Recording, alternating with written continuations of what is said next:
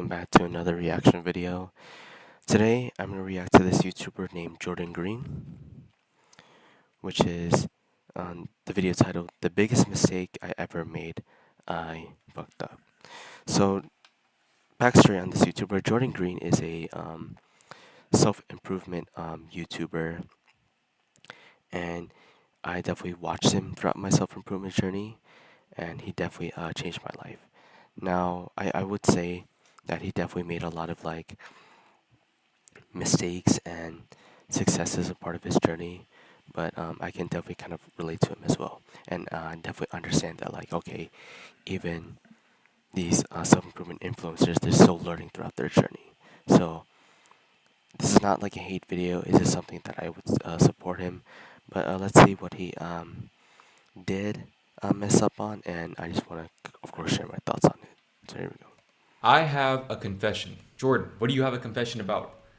I'm going to get to that. But before I get into that, I just want to preface this video by saying that, in my opinion, in my humble opinion, the mark of a true man, or really the mark of a true adult, is the willingness to accept one's own shortcomings. And in this video, that is precisely what I'm doing. Now look, I've never claimed to be perfect. I have never claimed to be perfect, and I will never claim to be perfect, because I'm not. And this situation right here is just further proof of that. I mess up too. I'm still learning. And in this case, I could look at this scenario in one of two ways. I could look at it as the biggest loss that I've ever taken, or I can look at it as the biggest lesson that I've ever learned. And for the sake of my own peace of mind and my own mental health and my own self-perception. Yeah, of course, it's hard to be perfect. It's impossible to be perfect as a human, you know, and we should not beat ourselves up for that. And I definitely like how he sees it as two ways. Either he can let it define you, or he can let the mistake that he did define him from who he is, or he uses it as a lesson and then makes him stronger throughout the process. So I definitely kind of like that mindset. And that's kind of the mindset that you should definitely adopt to as well, right? To promote that positive self-talk, to promote that motivation, that encouragement. I'm going to choose to look at it as the biggest lesson that I've ever learned. Now, let me go ahead and stop beating around the bush. December 6th, 2021. I wake up feeling extra enthusiastic. I get dressed, I get in my car, I leave my apartment complex. Before I leave the complex, I stop at the leasing center and I say, I would like to reserve a covered parking spot. Why did I do that? I did that because I knew that I was going to come home with a new car that day. Now, before I go any further in this story, okay, some of you already know where I'm going with this. If I could go back in time and talk to that version of me, my 21-year-old self, literally just 7 months ago, if I could go back and talk to that version of myself, I wouldn't even say anything to him. I would just steal on him immediately, bro. I'd put that man to sleep. I would put that man to sleep. There is no way that he's leaving the apartment. There's no way he's leaving the apartment complex. In general, yes, you will look back to thinking to yourself, why did I do that? Why did I do it? So stupid. I'm so stupid. And then you beat yourself for that. But I feel like the truth is that I feel like, why would you beat your younger self up if he didn't know it at that time? Either he knew it or he didn't. So, right? And he's definitely, sure as hell, not going to the BMW dealership like he did. Because his decision to go to the BMW dealership that day and come back with a brand new 2022 BMW with 91 miles on it is what put me, 22-year-old Jordan, who is wised up from that decision, into the compromising position that I'm currently in. Now look, that day, that dreadful day, I got in my car, I went to the BMW dealership, and I came back with a brand new 2022 BMW. Some of you might even remember the 2 videos that I posted right after I got it. And I must admit, I have certain people in my circle who are much more financially astute than I am, and I can only imagine the things that they were thinking when they saw me in that new BMW. And to their credit, if any of you are watching this, I appreciate you for withholding your criticism at that time and for letting me learn this I mean, like, yeah, it would make sense why he would do that decision to get like a, of course, a new car, new nice car. Like, I feel like, hey, if I was in that position, yeah, I would definitely just start buying a new car just for to kind of flex on the people, make people like me, just to kind of compensate for just my past. You know, it's normal. But I feel like that, of course, as adolescents, as teenagers, you know, our minds are not developed yet. You know, we're not like thinking more into the future. We're not thinking more abstract. You know, so it is definitely normal to kind of have that thinking to make these impulsive spending behaviors like that. I've done that too, right? I purchased like a lot of like stuff, a lot of money, you know, with my own money, you know, just to kind of like make people like me. But I mean, I start to realize that like I'm not being who I truly am, you know. I'm being someone that I'm not. You know, why am I doing this to myself? Why am I wasting a lot of money just for validation? So, This lesson on my own and let the happiness fade away naturally. Let me tell you guys something, okay? I always thought that getting a new car would be the main thing that brought me the most happiness. I used to obsessively watch videos, POV videos, of some of my favorite cars. It was a foregone conclusion that as soon as I got into some money, I would get a nice car. And as soon as I got into some money, I got in a nice car. I got in a nicer car. Now, let me go ahead and set the stage for those of you who are unfamiliar with the situation I was in when I got that car. Just so that you guys know how stupid, how idiotic this decision actually was. Let me put this shit into context for you. At the time, I was driving a 2015 Kia Optima, a hybrid. Okay, keep that in mind because the fuel efficiency, so you gotta think about these things, bro. The gas prices is little things that you don't think about, is little things that I sure as hell didn't think about when I drove to the BMW dealership. yeah, what he says about those like little things, the gas prices, the insurance, the car payments, you know, we always judge on the external things, but like we never think of the internal things. We never think of the consequences that would happen. And I think that's, you know, the big, that's why kind of like that big issue of like why are we comparing ourselves to? You know, that's something that I definitely kind of like realized. So, I was driving a 2015 Kia Optima hybrid, and it was completely paid off. Completely paid off. No car payment whatsoever. Completely paid off. My dad gifted the car to me, and not only that, but the car was still in his name, so the insurance averaged out to around 50, maybe $60 a month. I took that car, I brought it to the BMW dealership, and I traded it in for a brand new BMW. Matter of fact, I didn't trade it in. I got $13,000 independently, and then I just took on the entirety of the payment myself. Okay, so instead of using that car as equity to lower my monthly payments, which I'm glad I didn't do that. I'm especially glad I didn't do that because if I did that, I would be homeless right now. Nevertheless, I took that car, I traded it in, I got $13,000 deposited into my account, and I got a brand new BMW. Now, to be fair, okay, to be fair to all of my financially astute people that are in my circle, I'm still up on that deal, technically speaking. If we want to talk technicalities, I am still up on that deal because I'm currently paying $719 per month. And as I say that number out loud, I feel a part of me dying on the inside. $719 per month for the BMW. I didn't put any money down, by the way. $719 per month, $209 a month for insurance. And then on top of that, I wanted to get a garage space in my apartment complex to keep my car safe from the elements. Because after all, who wants to put a brand new 2022 BMW out on the street? $125 a month for the garage. You add that up yourself, over $1,000. Over $1,000 a month. So pretty much overnight, I went from having my overhead being just my rent, my groceries, and my bills to all of a sudden being pretty much double that. Because now you add on an extra $1,000 for a car, which is better than the other car that I had. so it's kind of like that, definitely that lifestyle in inflation. You know, you're making so much money. You know, you all of a sudden, hey, like I'm making so much money, I'm able to get what I want. You have that sudden urge to kind of like buy more stuff, able to kind of like put more responsibilities unnecessary responsibilities in your life. And that's something that like we don't really like think about. We always see the Instagram reels, we always see the social media of the fast cars, a nicer house, but we don't see like, okay, how much they actually pay, how much actually have to pay that month. What if they have the car loans? What if they have to pay, the mains and insurance? And, they may be struggling. On the outside they will look good, but inside, hey, they may be struggling. They may be regretting it.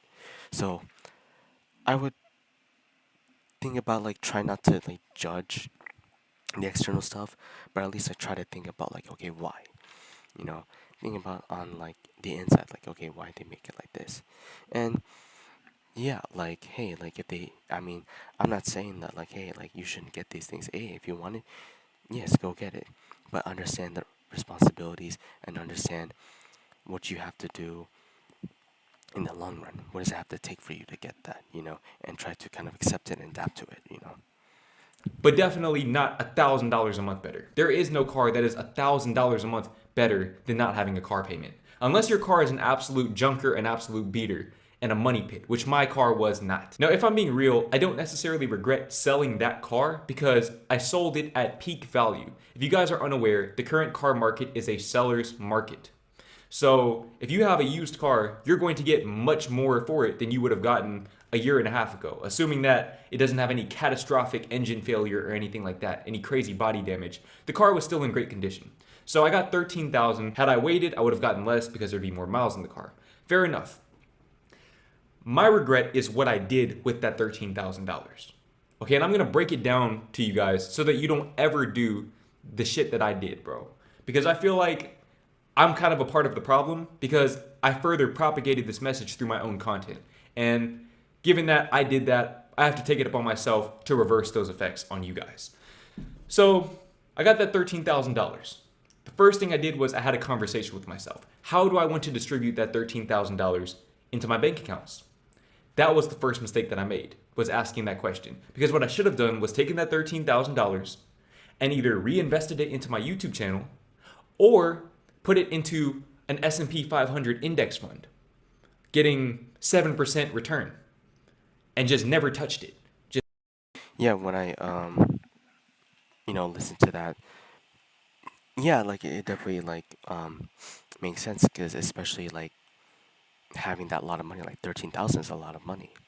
You know, you can either choose it to invest it in his business in itself to make more money, or just put it into an index fund, more of kind of like S&P 500 and stuff, and then have like a good returns instead of kind of splitting it.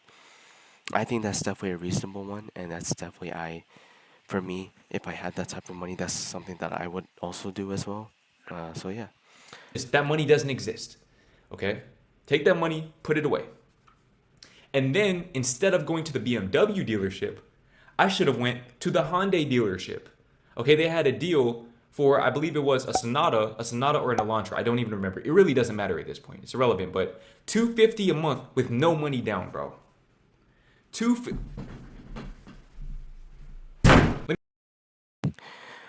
Well, I mean,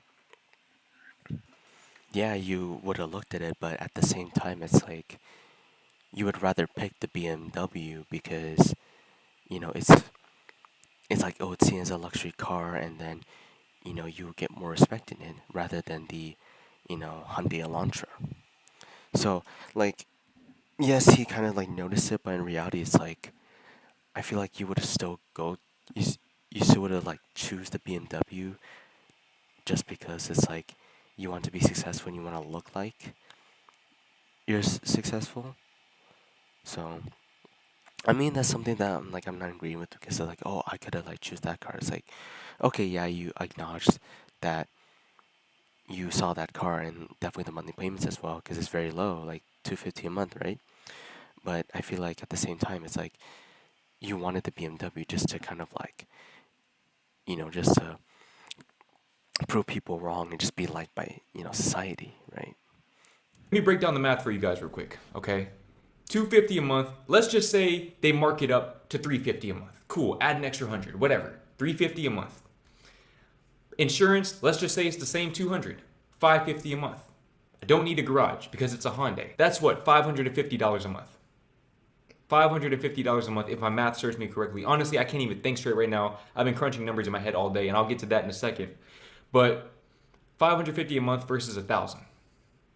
I would have saved $450 a month in overhead. And I would have had an extra 13,000 in my pocket because I wouldn't have spent it. I wouldn't be spending it on this BMW. Okay, now I didn't just spend it on the BMW, mind you.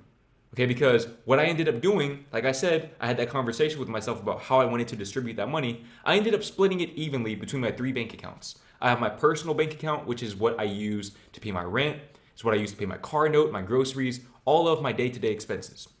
I have my business account, which is what I use to purchase equipment or to purchase labor or anything that I can write off on my taxes. If I do a giveaway, it comes out of my business account. And then I have my savings account. That's where my nest egg is. That's where the money goes and doesn't come out. Or hypothetically, because now I'm having to go into my savings to compensate for the mistake that I made, this catastrophic mistake that I made December 6th of 2021. I'll forever remember that day in my mind, by the way. I have to compensate by going into my nest egg, which took me months to build up. Okay, and let me go ahead and paint the picture as far as where I am right now.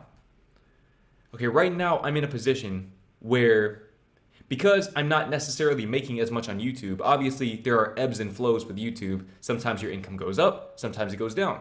I've said this in the past. If you're going to be a YouTuber, if you're going to be self employed, you have to become comfortable being uncomfortable. You have to become comfortable with uncertainty. And I think I got a little bit too comfortable because now I'm in a position where basically I'm having to get rid of my BMW. I don't have to get rid of it. I can still afford it, but my margins are to the point where it's just not sustainable for my mental health. Okay, it is not sustainable for me. So, in order to get out of this BMW lease, in order to get out, I mean, yeah, definitely. Like he was kind of talking about like how he has to have so much worry, so much kind of stress on these external things that it took over him. Because of because like of course like the money he needs to save, and of course he's like at that time he's renting. He's been doing good recently as of now, but he definitely learned a lot of lessons. But I think this one he was kind of constantly like worried about like money, like, oh, is he gonna like be able to live paycheck to paycheck? Because like his business is very volatile, you know and like, hey, something may happen one day if he doesn't notice it. Like, hey, like next thing you know, something else is gonna happen, and then he records another video, he makes another video on it. of this BMW lease, I have to pay $3,000. Okay, they appraised my car at $41,000 and I owe $44,000 on it. I have to pay $3,000. I have to make up that difference out of my own pocket. That's $3,000, poof, gone. And then on top of that, to get a new car, I have to put a down payment down, probably $2,000. So we're talking $5,000. $5,000 that I got to come out of my own pocket to pay in order to get out of this lease deal and get a cheaper car. And guess what? Whatever car I get is probably going to be very, very incrementally better than the Kia Optima that I had that was already paid off. Catastrophic L. Like I said, okay, this. Yeah, I mean, yeah, I definitely like his honesty of like making this video, and definitely like people out there that, hey, may go through this. um I would definitely say that this advice is like, just be careful what you see on the social media with these nice cars, and even the people with these nice cars in general. Like every single day of my life I see people in these nice cars, and I always like be jealous and have envy and a lot of like anger. Why do they have this better car than me? But in reality, like, look at the like other side of it. What if they have to pay the car loans like he did, or what if they have to pay maintenance like he did? For me personally, like, I'm doing good in my life. I have a car that's fully paid off, um, and I'm very very grateful for that. And I feel like the small things, like I said, hey, he had a paid off car, and then he wanted to, he wanted like more, instead of like saying like, okay, I have a.